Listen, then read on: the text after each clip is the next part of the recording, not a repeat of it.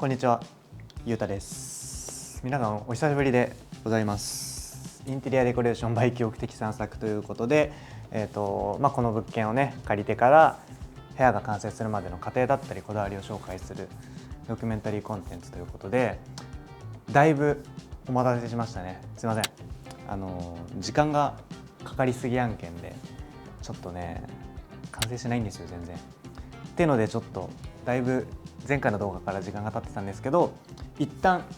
ギリギリ紹介できるかもっていうところまで来たんで、ちょっと今回はリビングを簡単に紹介させていただければなと思ってます。はい。でちょっとね椅子とか照明っていうのがまだこの部屋には足りないかなっていうところで、今日は、渋谷パルコに、最近オープンした、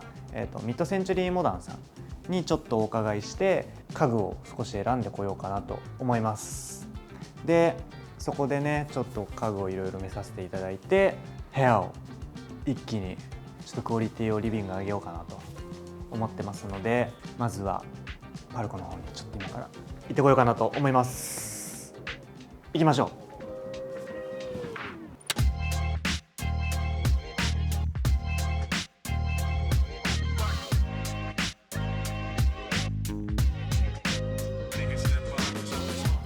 はい、ということで渋谷のパルコにやってきました。で今回ですねやってきたのが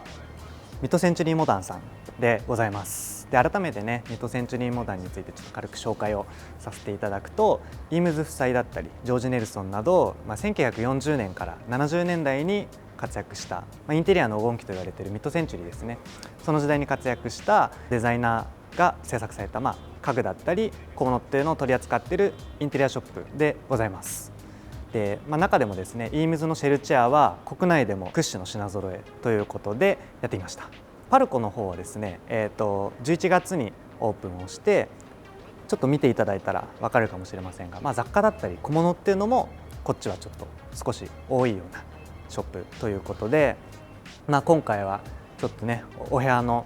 家具っていうのを少しこちらでちょっと見させていただいて購入させていただこうかなと思うので、ちょっと早速買い物していこうかなと思います。こっち側は、雑貨とかそういったものが多いスペースになるんですかね。はい、じゃあちょっと気になるもの少し見ていこうかな。ちょっとこの辺とかはあんまり見たことない気がするんですけど、そちらが、ミッドセンチュリーモダンオリジナルで作っているシートパッドです。めちゃくちゃ色の数もたくさんありますね。そうですね、種類でいうと80色ほど用意してます。80色、はいすごいですね。イームズのシェルにちょうどいいサイズで作ってまして、季節感やお客様好みの色を選んでいただいて購入いただいてます。なるほどね。この辺もいいですね。あとはこっち側も雑貨って今渋谷の方ではどれぐらい取り扱いはあるんですか？品川のお店の約5倍ほど。5倍、はいそしたらじゃあかなりこっちの方が雑貨はたくさんあるって感じなんですね。この辺も可愛いな。こちらのリンゴのオブジェなんですけど、本物の大理石で作られてます。へえ、これはもうサイズも違いでたくさんあるんだ。そうですね、サイズは2種類ありまして、ただ本物の大理石なので一個一個個体差があるんですね。これはじゃあ結構ディスプレイみたいな感じでお部屋に置いたりするのが一番可愛いんですかね。そうですね、玄関口だったり、テレビの横だったり、いろんな場所で置き換えて楽しめるかなと思います。なるほどね。これもいいな。これテニスボールですか？そうです。テニスボールのオブジェですね。小物入れとして使えるように下の方にお皿がついてます。なるほど。これがお皿なんだ。これってどういう感じで指輪とか置いたりするんですかね？そうですね、指輪だったり、あとコーン型のお香なども入れて使っていただくといいのかな。意外とコーン型のお香スタンドって結構少なかったりしますよね。なるほどね。これもいいな。ここ前あれですよね、また別の展示というか、ここは展示スペースなんですか？そうです。ポップアップスペースとして月に1回ぐらいのペースで入れ替わっています。なんかやっぱりあれですか、インテリアとかちょっとそういうカルチャーにまつわるようななんか近いアーティストさんですね。今はイラストレーターの勝夏美さんの、展示をしておりまして、モチーフが、日常の中にあるモチーフのものが多いんですけど、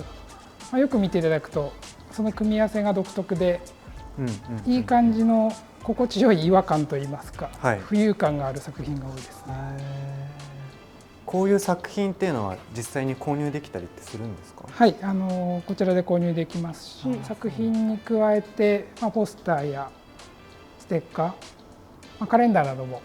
ご用意はしています。なるほどね。この辺のじゃあ展示とかも、期間によってこう定期的に入れ替わったりしてるみたいな感じですよね。ちなみにこれはいつ頃までやられてるんですか？2月の中旬まで。ああ、そうなんだ。じゃあまだ動画公開の時はやってると思うので気になる方ぜひ見てみてください。はい。あと今回のメインはやっぱここですよね。この辺はヴィンテージのものが多いんですか？はい、アメリカから買い付けてきたヴィンテージのものが並んでいます。やっぱりこう見てるとハーマン・ミラーの椅子とか結構多いんですかね？そうですね、イームズ中心のラインナップになっていまして、代表的なところでいうとサイドシェル、アームシェルは品揃えは多くしています。なんか最近入ってきたものとかでおすすめのものとか、これ結構いいですよみたいなものあったりしますか？今正面にあるアームシェル、ロッカーのベースがついているんですけれども、なんか確かにここの加工がなんか面白いですね。すごいよく見ていただくと、これはガラスの繊維 FRP と呼ばれるものが経年変化で表に出ている。こういう加工されてる椅子って珍しいというかちょっと少なかったりするんですか？そうですね、今の現行のものですとプラスチックのものが主流になっているんですけど、ヴィンテージのものだと、強度を高めるためにこういった FRP を使われていることが多いです。強度でなった。なるほどね。確かにこう見てると全然違いますもんね。やっぱ質感というか。そうですね、年代が古ければ古いほど FRP の量は多く見られますね。なるほどね。ちなみにこの辺のサイドシェルとかってなんか色味とか結構あんまり見たことないものも多いなって思うんですけど、この辺はなんかやっぱ珍しいカラータイプのものとかなんですか？一番多いのがパーチメントと呼ばれる白いシェルなんですけど、それ以外にも当時はたくさんのカラーがありまして、あまり売れてなかったといいますか、作られていないカラーほど、現行では今のものでは高く値付けがされていますね。そうですよね。うちは珍しいカラーも取り揃えてますので、やっぱこの辺はじゃあ珍しいんですか？そうですね、これはオリーブグリーンダークという色で個体数も少ないですし、今のお部屋にも合わせやすいカラーなので、こちらはとても人気ですね。そうなんだ。ちなみに僕ちょっと品川の方とかもよく見させてもらってるんですけど、あれですよね、椅子とこの足とかってこうカスタマイズとかオーダーメイドでなんか作れたりするんですか？そうですね、トップとベースが別売りになってまして、お客様のライフスタイルに合わせて足の形を変えることができると。なるほどね。今左にある形がエッフェルベースと呼ばれる形なんですけど、その高さだと、ダイニングテーブルとか、デスクで使ったり。そっか、確かに高さによって用途だったり、それこそ身長とかに合わせた選ぶみたいな感じなんですか？そうですね。右側のものだとロッキングベースという、皆さん好まれるこう揺れるタイプなんですけど、こちらはリビングスペースにおすすめですね。なるほどね。この辺は結構ドンピシャのちょっと好きなアイテムが僕はめちゃくちゃ多いんですけど、この辺もやっぱいいよな。これプリアチェアあれですよね。最近別のタイプのものというか、それも取り扱ってらっしゃいましたよね。はい、タイプ的にはこちらがクロームフレームタイプで、他にはカラーフレームタイプ、赤、白、黒、あとは、ちょっと変わり種だとソファータイプというか、ちょっとラウンジタイプのプロナチェアっていうのもあります。結構じゃあなんか僕のイメージ、これがプリアチェアってあれですけど、何種類もじゃあ割とたくさんあるんですね。そうですね。フレームの色、座面のカラーと形ですね。そうなんだ。プロナチェアは10万円ぐらいで購入は可能ですけども、そうなんだ。まあ、一般的なカラーフレームだと割と安価な。そうですよね。なんか買いやすいはいイメージがなんとなくあります。なるほどね。ああ迷うな。まあ、あとちょっと個人的にはちょっとバブルランプがすごい好きすぎていいなって思ってたんですけど、今はバブルランプ2種類取り扱ってらっしゃるみたいな感じなんですか？店頭では2種類の取り扱いです。ただご要望いただければ取り寄せも可能ですので。バブルランプはなんか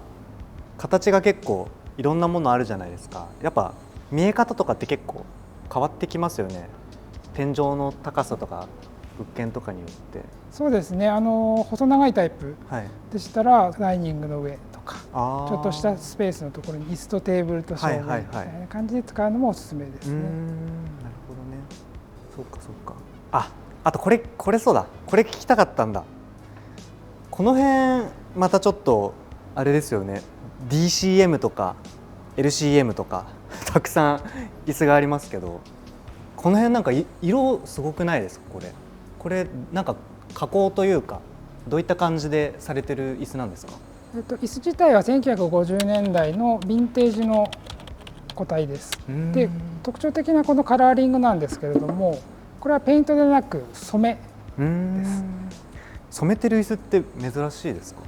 そうですね、ペイントよりも剥げにくいっていうのもあって、作られた当時は、この染めっていうのが、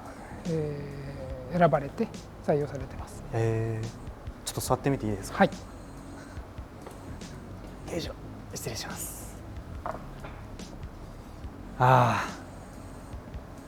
結構深いですね。そうですね、座面の角度が後ろに腰が落ちるタイプになるので、背もたれもしっかり使えるので、リラックスする、リビングタイプとしてはいい作りとなってますね。確かにちょっと下がってますもんね、お尻の方が。なるほどね。こっちもテーブルですか？これは。こっちすごい大きいですね、このテーブル。CTM って書いてありますけど、CTM っていうのは、コーヒーテーブルメタルの略で、めちゃくちゃ大きいですね。じゃあこのコーヒーテーブル。そうですね、リビングスペースに1台、隣にある LCM と並べていただいて、いい空間が出来上がると思います。なるほどね。確かに。こっちはあれですか？椅子とかはこの上の方は染めてないものというか。はい、そっちがレギュラーのタイプですね。今目の前にあるのは DCM ダイニングチェアメタル。先ほどのリビングよりも少し高さのある、で腰もそこまで落ちていないタイプになってます。これじゃあ足もこのメタルのもの以外にも他のものはあったりするんですか？はい、木のタイプがあるんですけども、ダイニングチェアウッドっていう名前。なるほどね。これ好きな人多そうじゃない？これ死ぬほど椅子乗ってない？これってビトラの椅子が乗ってんのか？これ何脚ぐらい乗ってるんですか？これ数えたことないんですけど、軽く100は超えてますね。6、7、8、9、10、11、12、13。だって1列14でしょ。そうだよな。めちゃくちゃ乗ってますね。結構じゃあここに乗ってる椅子も取り扱いのあるものも多いですか？そうですね。今店頭にあるものもありますし、先日の LA の買い付けで入ってくる椅子も何脚かありますね。ちなみにどの辺の椅子が入ってくるんですか？ですね、マシュマロチェアですね。これだ。それです。それのグレーのタイプが入ってくる予定です。その隣にあるココナッツチェアの、黒のタイプも入荷予定になってます。グレーだとまた全然印象も違いそうですね。しかもこれポスター結構お手頃なんですね。そうですね、かなりお手頃な値段なので、こちらも人気のアイテムの一つです。そうなんだ。サイズも結構でかいですよね。これ大判っていうかですもんね。これもいいな。はい、ということで買ってきました。1、2、3、4、5、6点6点ですね。で結構ね時間かけて選んできたのでだいぶいいんじゃない？ヴィンテージのものから新しいものまで、年代だったりちょっとテイストっていうのもなんかもう完全に好みでいろいろ選んできました。はい。リビングがもともとちょっと椅子が少なかったのと収納系もなかったんで、あと照明もね、もともとリビングの照明まだなかったんで、ちょっとその辺にフォーカスして購入しました。なんでちょっとここからこの家具をどこに配置するのか、ちょっとね、もうこのまんま生活してもかっこいいんじゃないっていうもうね家具ばっかりなんですけど、さすがにちょっと一回コーディネートしようかなということで、今からレイアウトを少し組んでいこうかなと思います。一番楽しいやつやりましょう。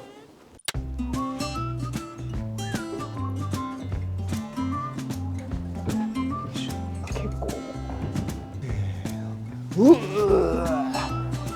ガチ重。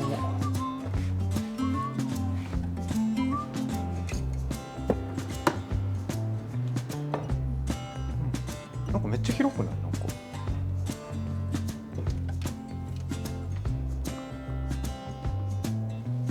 はい、ということでレイアウト無事終わりました。いやー、2、3時間くらいねかかって、もう結構ヘトヘトというかもう1日が終わりそうな感じなんですよね。でちょっとざっと、こういった感じで色味がカラフルなポップな感じにはなったんですけど、アイテムそのもののデザインだったり素材感っていうのが結構いろんなものがあるんで、こうチープになりすぎないようななんか印象としてはそういった印象に収まってるのかなと思います。はい。でちょっとここからね、この今回購入した、家具の紹介っていうのをちょっとやっていこうかなと思うので、ルームツアー軽くやっていきましょう。でまず最初に紹介するのがこのソファーですね。でこちらのソファーなんですけど、海外の兵でしか取り扱ってない実はちょっとレアなソファーになってて、どこら辺がレアかっていうと、この見ていただいた通りこの2色のこの切り替えのデザインになってるんですね。でこれは今こっちがグレーでこっちがブラック、一応ダークグレーなのかなみたいな感じの切り替えのソファーに今ブランケットをかけてるという状態になってます。でクバドラ社ヘイのねファブリックよく担当されてますけど、クバドラ社のファブリックのもので、一応2シーターなんですけど、これはね結構大きいんですよ。こういう感じで僕も座れるし寝っ転がれるし、4人ぐらいは座れるのかなっていうアイテムになります。はい、でこっち側ですね。でここが一応ダイニングスペース兼、オフィスでもあるので作業スペースみたいな感じになってます。でまずこちらの天板から紹介させていただくと、この天板は知り合いの家具職人みたいな子に作ってもらったものになります。でなんでサイズとかここの R の部分、角は結構丸くして丸い印象のデザインにしました。ここはねまだちょっと色は一回加工だけして、色はこのまんま素材のまんまっていう感じなんですけど、意外に悪くないのかなっていう気もするので、ちょっとこれで少し試してみようかなと思ってます。であとはちょっとここからまた軽く椅子を紹介していきますね。でこれがマジスチェアかな、マジスで購入した椅子になります。でこれ多分割とポピュラーなアイテムだと思うんですけど、これはなんとなくそんなに高いものではなかったんで、こうちょっと雑に使えるようななんかアイテムで、やっぱね高い家具が多いとねちょっと使うのに抵抗が出てきたりはしますよね。なんでこれはちょっとデザインがあるけど少しこういろんな用途で僕は使っている椅子になります。はい。で次がこちらの椅子ですね。でこの椅子が、今回ミッドセンチュリーモダンさんから提供していただいたハンス・ジェイ・ウェグナーの Y チェアでございます。でこれ多分ね普通のこの木目の色のものは結構お見かけすると思うんですけど、今回このデザインは朱色のアイテムになってます。なんでここのなんか全体感で見た時にダイニングテーブルとの色味の相性とかトンマナっていうのがすごいここは統一感があって、僕は結構お気に入りです。で座り心地はもちろん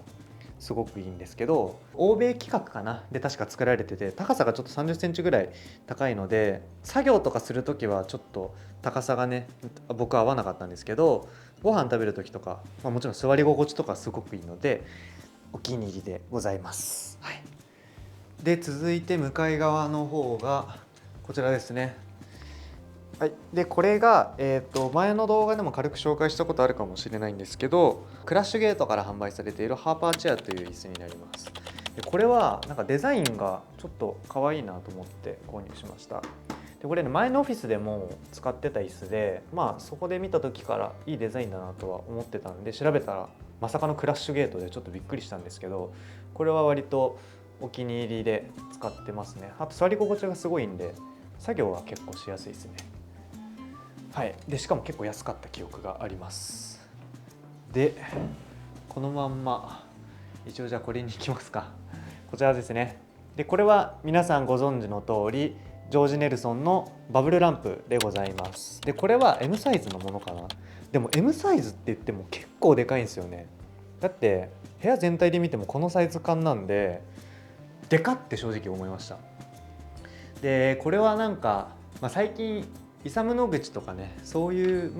照明結構流行ってるじゃないですか。でなんとなくそこに走るのはちょっと嫌だなってちょっと思ってたんで、なんかいい照明ないかなって思ってたところ、バブルランプの質感僕が結構好きだったんで使わせていただいてます。はい、天井が結構広い天井高の家なんで、相性も割とどっから見てもこの照明が入るだけで引き締まるなという感じでございます。で続いてこちらですね。でこれが、今回ミッドセンチュリーモダンさんから提供していただいたシステム123の、ラウンジチェアでございます。でこれはベルナー・パントンがデザインした、椅子ですね。でこれ結構、人気のシリーズですね、パントンの中でも。で割とこう、デザインがねパントンらしいというか、カンチレバーのね構造なので弾力もあるし、座り心地っていうのも結構いいんですよ。でこういった感じでこう結構寄っかかってねされるような椅子になってます。で僕の場合今ここからちょっとねあんま見せたくないんですけど、本があったりするので、ここでデザイン書を読んだりしてちょっと休んだりしてます。はい、でこっちの奥にあるのが照明ですね。これが池田照明か。池田照明のヴィンテージのアイテムなんですけども、型番とかはもはや分かんないアイテムです。でこれね、もうどこで見つけたんだっけな。ニュースで、見つけたアイテムになります。でこれはね、光の入り方が本当に綺麗なんですよ。なんでちょっとシルエットとかももちろんなんですけど、これはねもう一目惚れで購入しました、ぶっちゃけ。しかもこれたまたまめちゃくちゃ安くて、なんでこんな安いのみたいな値段で買えちゃったんですけど、ヴィンテージ品ということでちょっと安かったのかなと思います。これお気に入りです。はい、で続いて向かい側ですね。こちらが今、いわゆる作業スペースみたいな形で使っているスペースになってます。で、ここはねすごく普段結構集中して作業するスペースという感じで使わせてもらっているような場所になります。はい、でこれはまずテーブルからいこうかな。こちらの作業デスクは IKEA のものになります。でね、どうしようかなって結構思ってたんですよ。このテーブルなんかいいの欲しいなとも思いつつ、ちょっとねオフィスでもあったんで一旦作業ができなきゃダメっていうことで買わせていただきました。なんか IKEA のアイテム、デザインもね結構スタイリッシュで、こう無駄な要素のものもないし、なんか汚してもね全然使える、なんか汚しやすいアイテムだなっていう感じで、しっかりここで仕事させていただいてます。でこれね2メートルあるものなんで結構長いですね。すごい長いテーブルなんで、広く使って 2,3 人ぐらいはもう使えるテーブルになってます。はい、で続いてこちらかな。でこれが今回、ミッドセンチュリーモダンさんから提供していただいた、プリアチェアになります。でこれね、皆さんが知ってるプリアチェアとはちょっと違うの分かりますか？これね、ここがラタンになってるんですよ。これね、バカ可愛くないですか？これちょっとね、やばっってなって、もう速攻これはもう買いましたでこれもね、今このモダンな雰囲気にすごく合っているので、ここの作業スペースにこれを持ってきて正解だなっていうか、もうドンピシャでハマっちゃいましたね、ここは。なんでこれも座り心地で言うとすごく作業する時高さもちょうどよくて、こういう感じで仕事してます。はい、でこれはね、多分限定のモデルというか、普通のプリアチェアよりはちょっと値段は高かったかなっていうアイテムになってます。はい、よいしょ。で続いて隣のじゃあ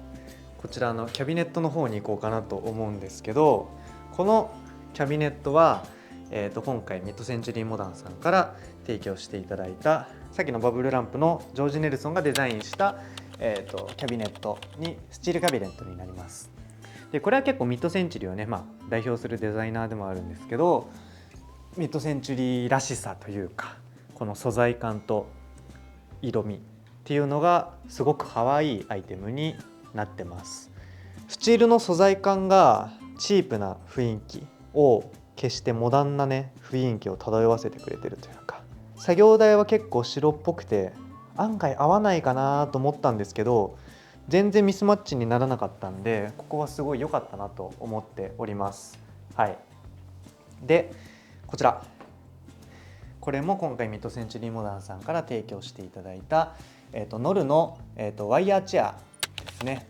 サイドチェアか。はい、でこれねすごいちっちゃいやつなんですよ。サイズ感見ていただければ分かると思うんですけど、めっちゃちっちゃくないですか？もうプリアチェアの半分っていうかミニサイズの椅子で、これはなんか今本読んでる時とかここに置いたり、それこそこの椅子をちょっとこの辺にねこうやって置いて少しサイドテーブルみたいな感じで使ったりとか、あとはなんか洋服着替えたりする時にちょっとねこういう感じで座って、これでなんか靴直しちゃったりとか、ここのね袖の部分をなんかわかんないけどこうやって直したりとか、こうやってやったりとかねこういうのを今やってるようなスペースになっております。はい、っていう感じで、ざっと一通り紹介をさせていただいたんですけど、どうですかね？結構僕的には完成はねちょっとまだ程遠いと思うんですけど、結構居心地のいいスペースになったかなと思っております。はい、ということで今回提供していただいたミッドセンチュリーモダンさんが、渋谷のね4階に新しく 2店舗目をオープンして、今回紹介したような家具だったり、あと雑貨とか、ライフスタイルにまつわるデザイン性のあるアイテム、ヴィンテージのものも含めてですけど、そういったものを扱っているので、ぜひ気になる方足を運んでみていただけたらなと思ってます。でですね、ちょうどその4階のフロア、結構ねライフスタイル系のテナントも最近増えてきてはいるんですけど、そのタイミングも相まって、僕らのね記憶的散策が2月の4日と5日に、スプリングマーケット2023ということで、パルコの4階と9階と10階合計3フロアでマーケットのイベントを開催させていただきます。で今回のこのマーケットのイベントっていうのが、今までの記憶的ルームの出演者さんと、あとは、ブランドさんですね。僕らがちょっと気になっているようなブランドさんとかっていうのをお声掛けさせていただいて、合計40店舗以上が集まってるめちゃくちゃ大きなマーケットイベントになってます。で古着、家具、雑貨、アート作品、フード、ドリンク、割と長い時間お楽しみいただけるようなコンテンツをご用意しておりますので、気になる方ぜひ概要欄からイベントの詳細チェックしていただければなと思っております。でそのタイミングでね、4階のミッドセンチュリーモダンさんだったり、ちょっとねライフスタイル系のグッズも一緒に見て、最高の一日をそこで過ごしていただけたらなと思ってます。はい、というわけで今回のインテリアデコレーションバイ記憶的散策はこれで終わりたいと思います。ありがとうございました。